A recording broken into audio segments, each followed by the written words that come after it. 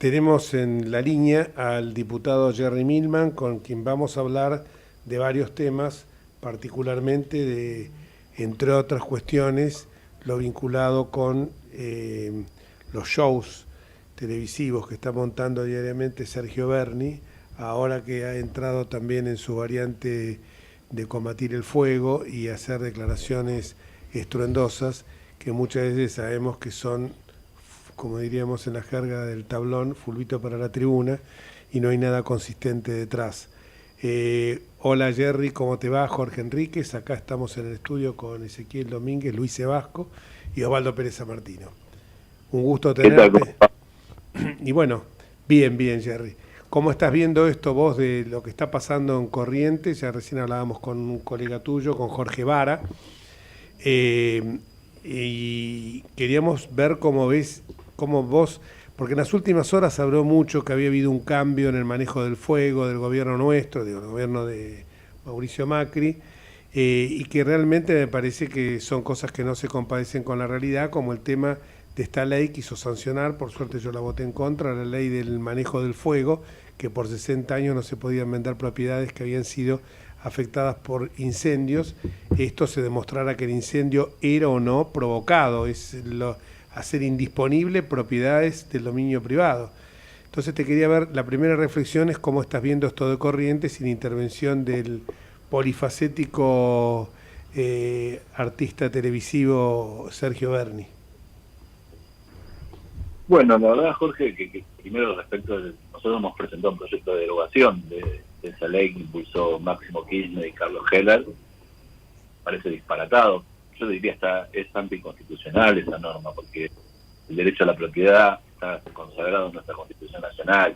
No puede venir acá a regularlo una ley como lo hace la ley de manejo del fuego. Así que pedimos la derogación lisa y llana de la norma, incorporando un artículo para que quede claro, porque como la ley no puede ser retroactiva, si no tiene un artículo expresamente en ese sentido, como lo indica nuestro Código Civil y Comercial, para que en el caso de los propietarios correntinos les pueda caber la derogación de la ley, porque si no van a quedar atados a la ley anterior. Respecto de lo que hace el ministro Berni, la verdad es que me parece muy bien que las provincias argentinas colaboren con la provincia de Corrientes, porque se ha desmadrado de tal naturaleza la causa, fruto de falta de previsión del gobierno nacional, que ha aumentado en miles de millones de pesos el Ministerio de Medio Ambiente. Sin embargo, no ha hecho nada para generar licitaciones de alquileres de aviones, de hidroaviones o de helibaldes, que son los helicópteros que tienen la posibilidad de apagar los incendios. No ha hecho nada respecto de eso, porque es absolutamente previsible. Cuando nosotros estábamos en el gobierno y esta área no pertenecía a medio ambiente, sino que pertenecía justamente al área que tenía bajo su mando Patricia Burrich, y yo colaboraba en ese ministerio, nosotros teníamos el manejo del fuego, y ya en agosto, en julio, hacíamos la licitación para contratar los aviones y los helicópteros en Chile, en Canadá, porque en la Argentina eran insuficientes. Ahora, respecto al show televisivo del ministro de la provincia, la verdad es que es lamentable, digamos, porque me parece bien que manden los bomberos, los héroes son los bomberos, y no el ministro volando con cámara de televisión y Fuerza Buenos Aires y parte de una campaña ya a esta altura grotesca, ¿no? Porque lo que debería hacer el ministro es volver a Puerta 8 en la provincia de Buenos Aires y ver de verdad qué ha pasado con 24 argentinos que han sido víctimas del descontrol que tiene respecto al narcotráfico y al narcomenudeo en la provincia de Buenos Aires. ¿Cómo juzgarías, a la luz de la gestión tuya, de la gestión de Patricia, bueno, que vos tuviste un papel destacadísimo, lo que se hizo, lo que se avanzó en aquel momento, con unos números realmente imponentes, cifras homéricas de derribo de búnkers, incautación de droga, quema de la misma, con esto que está haciendo que parecería, te vuelvo a decir, fuego de artificio? Mira, José, lo que ocurre es que el gobierno tiene una filosofía, así lo planteó el ministro Berni, donde dice que la lucha contra el narcotráfico está perdida. Entonces, si uno tiene esa filosofía, no tiene ningún sentido gastar ningún recurso, ni humano ni material, en dar una pelea que está perdida. Nosotros tenemos una concepción distinta. Obvio que no es una guerra a todo o nada, uno no gana la guerra contra el delito a cero, pero sí lo hace retroceder. Y la ley, el orden, la posibilidad de que las fuerzas de seguridad estén del lado de la ley, la ejemplaridad política, un montón de circunstancias que colocan al Estado de Derecho en el lugar correcto. Y hoy el Estado está en el lugar equivocado. Y esto hace que los delincuentes sean muy se sientan autorizados, digamos.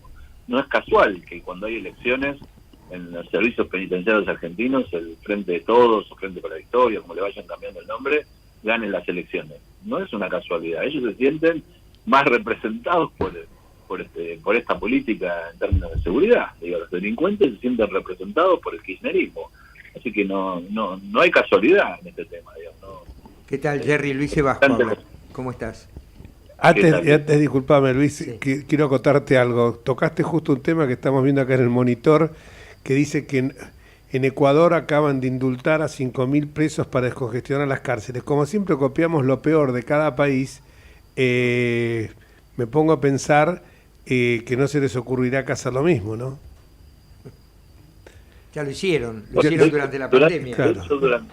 De hecho, durante la cuarentena, bajo el pretexto del COVID, se liberaron varios miles, digamos, ¿no? Que en definitiva no son, digamos, son la muestra, digamos, son lo que entusiasma al delincuente. Porque ¿qué ocurrió durante la cuarentena? Más allá de 2.000, todo el territorio no termina siendo un número, es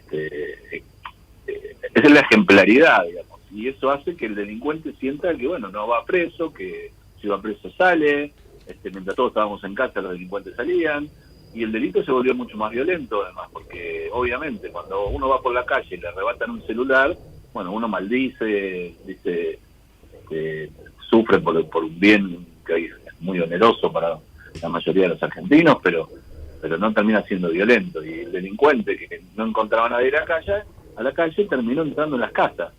Y entonces cuando terminó en las casas me dijo, por favor, me dan el celular y me voy. Bueno, quiso llevarse todo, y eso lo hizo más violento, hizo con la gente adentro de las casas, y se consiguió un delito mucho más violento que el que teníamos antes, ante la inacción del Estado, porque eso es lo gravoso, digamos, ¿no? Porque no la actitud del delincuente que busca el que ha decidido tomar esa vía como método de vida, sino la ineptitud y la inacción del Estado. Sí, pero además la forma absurda en que se hicieron las cosas, porque vos fijate que en ese momento la idea era que tuvieran arresto domiciliario.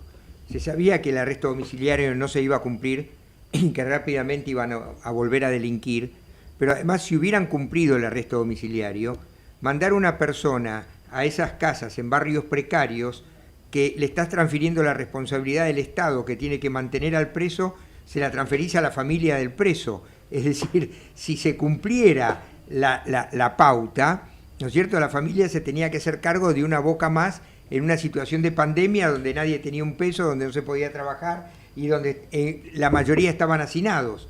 Lo cierto es que lo que pasó fue que esa pauta no se cumplió y salieron y volvieron a delinquir rápidamente.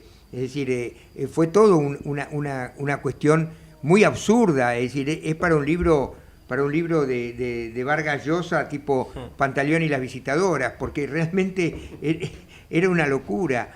Y fíjate vos, yendo a cuestiones patéticas, lo que ocurrió con el tema de la droga adulterada, con estas personas que murieron, que salieron rápidamente a detener al paisa y a su gente, allanamientos, que si lo pudieron hacer en 24 horas era porque sabían de su existencia, que estaban ahí, que era lo que estaban haciendo, pero resulta que finalmente la droga que secuestraron no era la droga adulterada, ¿no? Entonces, esto realmente... realmente... En las películas hay que tener a los habituales sospechosos, que claro, tienen un elenco ahí estable sí. cuando necesitan por una cuestión de oportunidad los detienen. Busquen a los asesinos, como termina Casablanca, ¿no? Entonces, pensaba en esa escena. Claro, esa escena. Y fíjense que, y fíjate vos que ahora, con la jueza de San Martín librando órdenes de allanamiento, Yo recuerdo que en ese momento Bernie dijo que tenían pedidas las órdenes de allanamiento desde diciembre que no salían, ¿no es cierto? Y que finalmente es así. ¿Cómo ves vos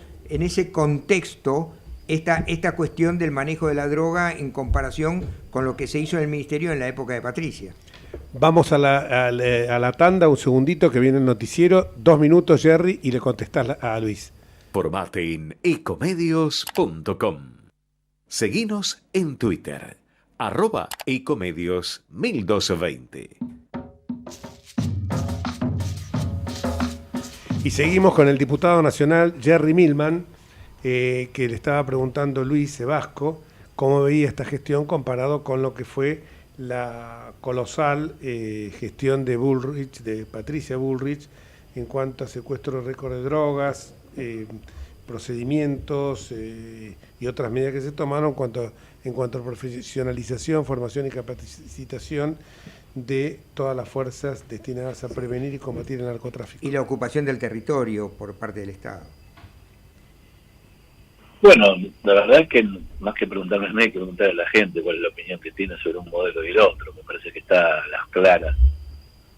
Cualquier encuesta de opinión pública va a mostrar qué es lo que la sociedad pretende que el Estado le garantice la seguridad. Pero lo que Luis preguntaba, y viendo de Luis, que ha sido procurador de la ciudad, y más allá de las órdenes de allanamiento, yo les cuento, por ejemplo, en Puerta 8, el 3 de febrero, que es donde se produjo el punto de venta de este opioide que terminó con la vida de 24 compatriotas, unos días antes se detuvo a unos chicos con el mismo producto.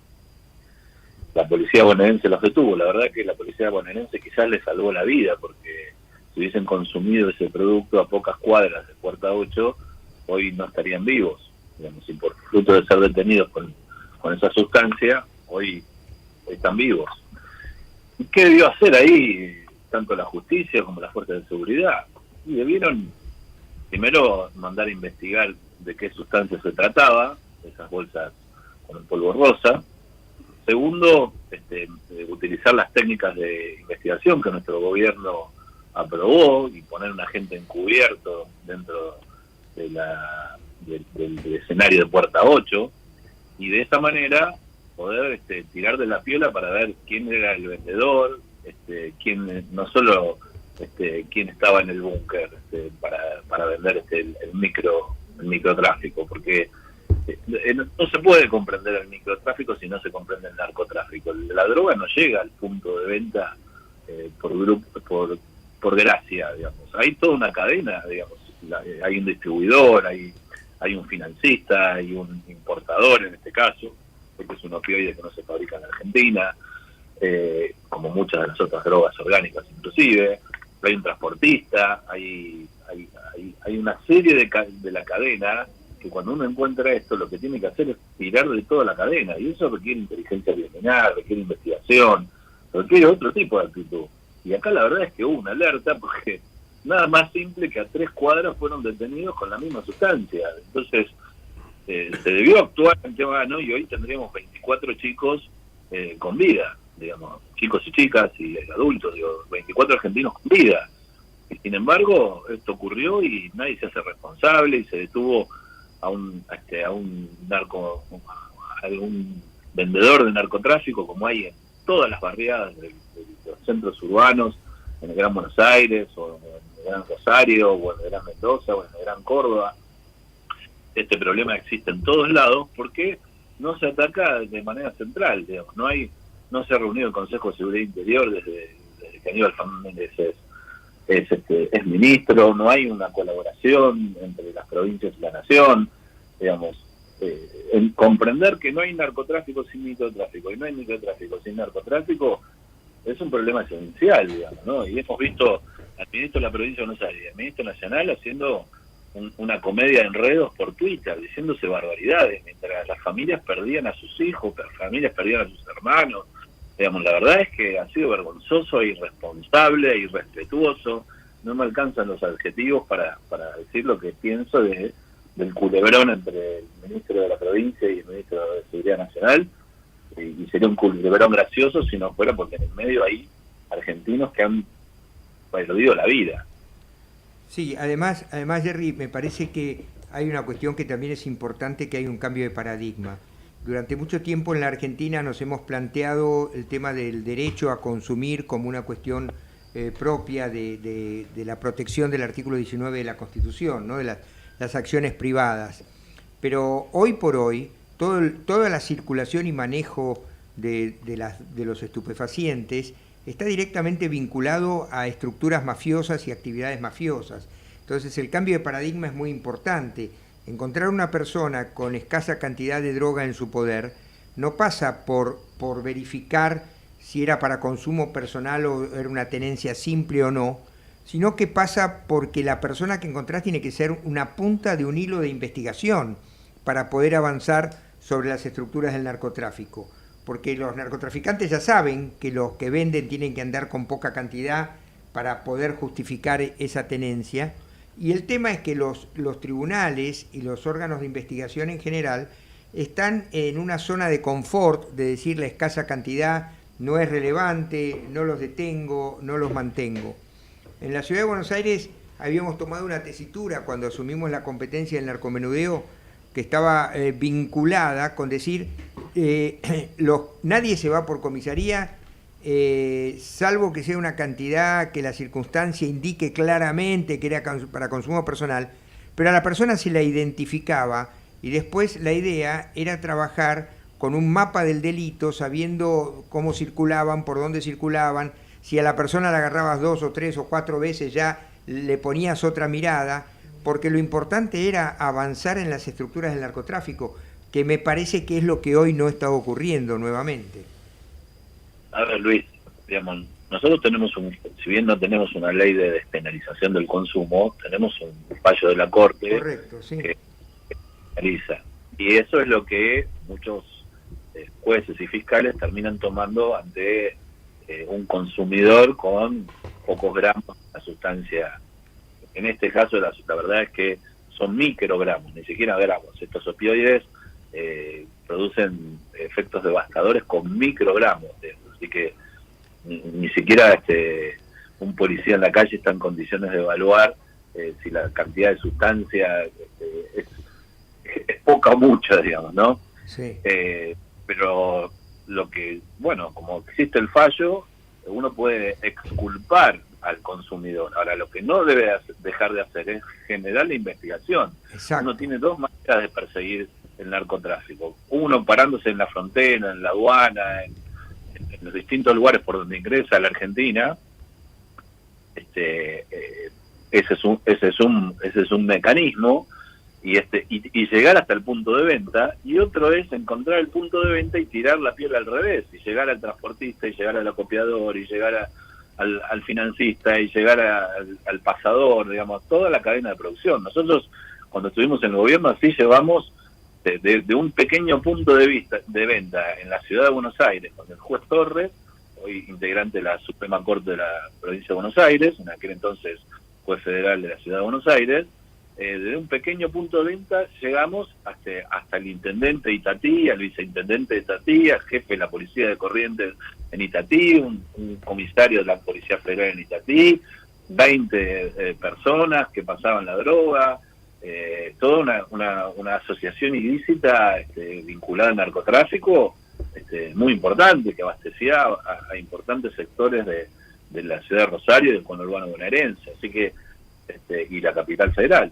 Entonces, uno puede exculpar a quien consume, lo que no puede exculpar es a quien vende. Por eso el cambio de paradigma y por eso salir de esa zona de confort en la que se había ingresado a partir de esos fallos como Arriola. Pero perdón, solo esto. Arriola se ocupa, que fue un fallo más unánime, o sea, tiene una fuerza de precedente importante, se ocupa de destacar que no legaliza el narcotráfico, claro. Lo dice varias veces. Exacto. Que se refiere a una conducta privada del consumidor y de una droga blanda como la marihuana, tampoco lo extiende más allá de eso. Pero yo quería hacer una pregunta a propósito, ya que hablamos de Bernie, es menor al lado de todo esto que estamos hablando, es de análisis político. Bernie dijo la semana pasada algo así como que me fui del kirchnerismo. Me resulta extraño porque no se fue del ministerio.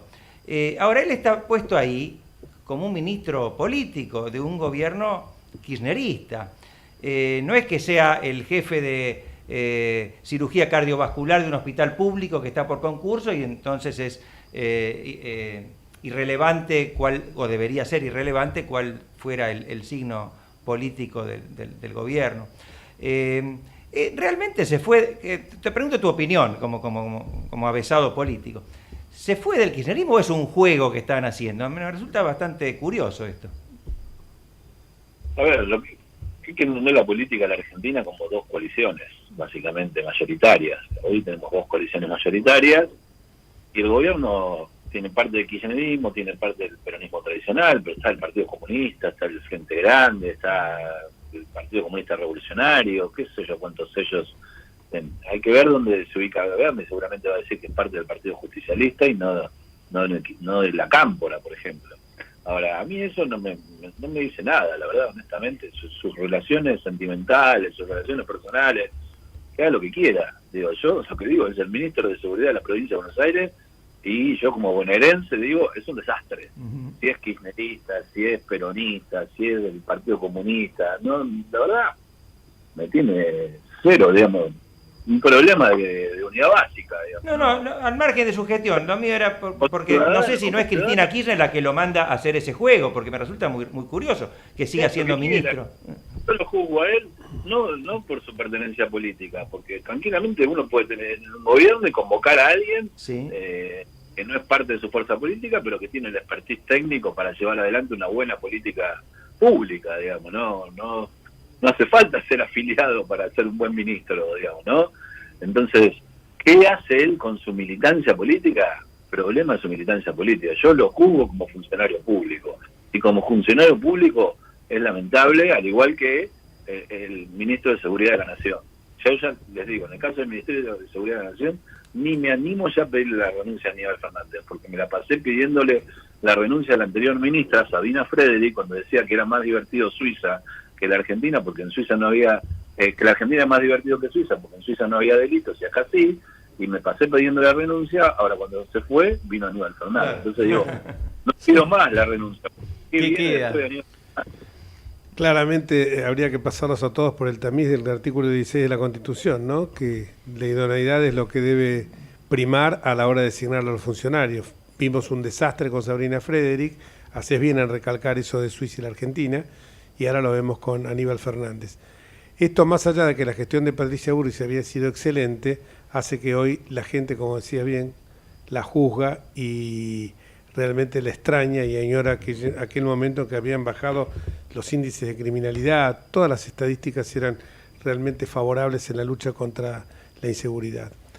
Jerry, querido, muchísimas gracias por tu presencia en nuestro programa.